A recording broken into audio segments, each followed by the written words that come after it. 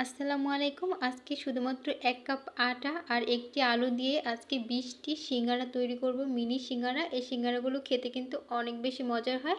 আর এই সিঙ্গারাগুলো আগে কিন্তু ৳১ তে পাওয়া যেত, তবে এখন ৳১ তে পাওয়া যায় না, হয়তো ৳২ হবে। তো এরকমই ছোট ছোট মিনি সিঙ্গারাগুলো তৈরি করব ১ কাপ আটা দিয়ে, তাও ২০টা সিঙ্গারা তৈরি করা যাবে। তো আজকে এই রেসিপিটি শেয়ার করব। আশা করি ভিডিওটা ভালো লাগবে। প্লিজ ভিডিওটা ভালো লাগলে ভিডিওতে একটা লাইক করে চ্যানেলটি সাবস্ক্রাইব করে রাখার অনুরোধ রইল। তো প্রথমে এখানে ১ কাপ পরিমাণ নিয়ে নিলাম আটা, চাইলে ময়দাটাও নিতে পারেন। তারপরে এখানে দিয়ে দেবো স্বাদ মতো লবণ আর ১ চা চামচ দিয়ে দিলাম চিনি। তো চিনিটা দিলে কি হয় যে অনেক বেশি খাস্তা হবে, তাই চিনিটা দেওয়ার চেষ্টা করবেন। আর সামান্য পরিমাণে একটু কালো জিরা দিয়ে দিলাম। এটা যদি আপনারা কেউ না চান তাহলে বাদ দিতে পারেন। এবারে ২ টেবিল চামচ দিয়ে দিলাম রান্নার রেগুলার তেল। তো এটাকে ভালোভাবে মিশিয়ে নিতে হবে। তো এরকম মেশাতে মেশাতে দেখা যাবে যে এটা কিন্তু দলা পাকিয়ে যাবে, আর এরকম মুট করলে দেখা যাবে যে এরকম একটা মানে দলা হয়ে গেছে। তো এরকম যখন হয়ে যাবে তখন বুঝতে হবে যে এটা মেশানো হয়ে গেছে। আর অবশ্যই একটু ধৈর্য নিয়ে তারপরে মেশাতে হবে। এবারে আমি নর্মাল পানি দিয়ে একটা ডো তৈরি করব।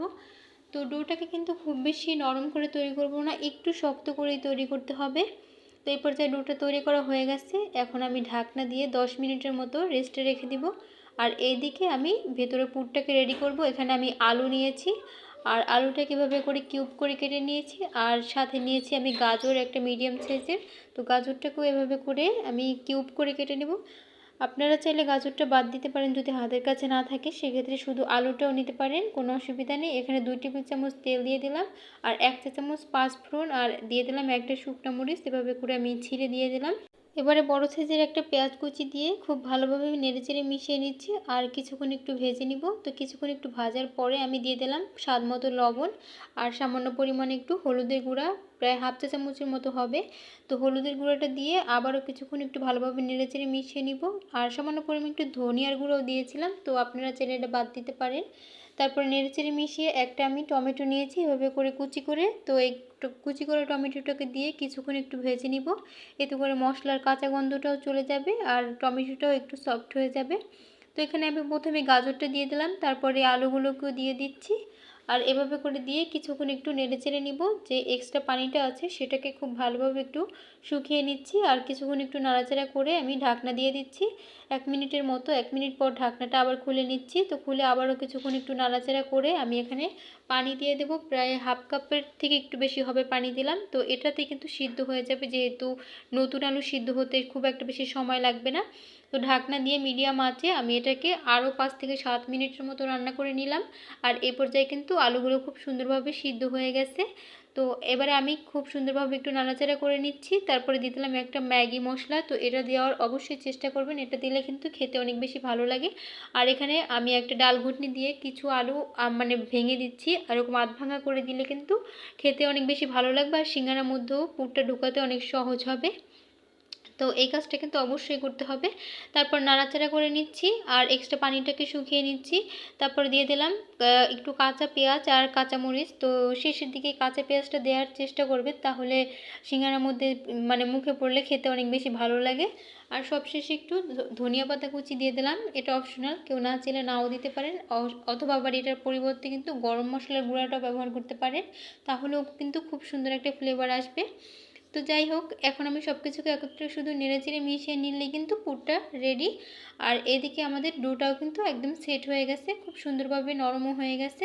তো এখন আমি এই ডোটা থেকে লেচি কেটে নিব। আমি যে কয়টা সিঙ্গারা বানাবো সেই কয়টা আকারে আমি এখানে 10টা লেচি কেটে নিব। 10টা লেচিতে আমার মোট 20টা সিঙ্গারা হবে, একটা লেচিতে আমার 2টা করে সিঙ্গারা হবে। তো এই অনুপাতে কিন্তু আপনারা লেচিটা কেটে নেবেন।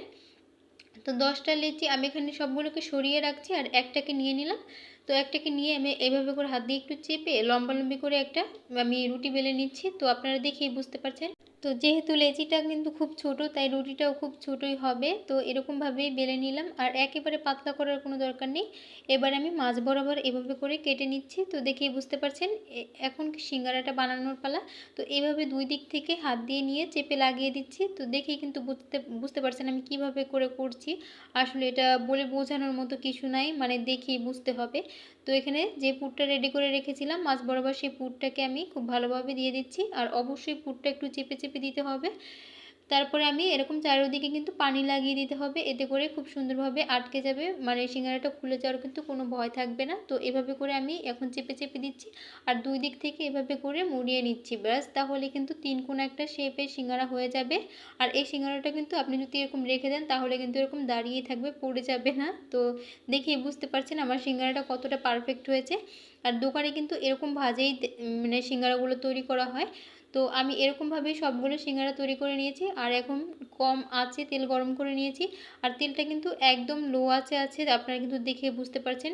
খুব বেশি আঁচে কিন্তু সিঙ্গারাগুলো দিতে যাবেন না, তাহলে কি হয় সিঙ্গারার গায়ে একটা ফুসকার মতো পড়ে যায় আর সেক্ষেত্রে দেখতেও ভালো লাগে না। তো অবশ্যই এরকম মানে কুসুম গরম তেলের মধ্যে সিঙ্গারাটা ছাড়তে হবে। তারপরে তেলটাকে মিডিয়ামে করে দিয়ে আমি এটাকে প্রায় 7 থেকে 8 মিনিটের মতো ভেজে নিব।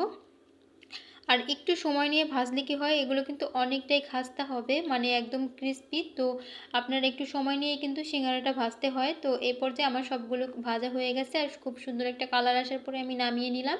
আর দেখুন আমার কিন্তু 1 কাপ আটাতে কিন্তু মোট 20টা সিঙ্গারা হয়েছে। তো আপনারা দেখিয়ে বুঝতে পারছেন। আর একটা সিঙ্গারা আমি ভেঙে দেখাচ্ছি যে কতটা খাস্তা হয়েছে। আশা করি ভিডিওটা ভালো লাগছে। প্লিজ ভিডিওটা ভালো লাগলে চ্যানেলটি সাবস্ক্রাইব করে রাখবেন।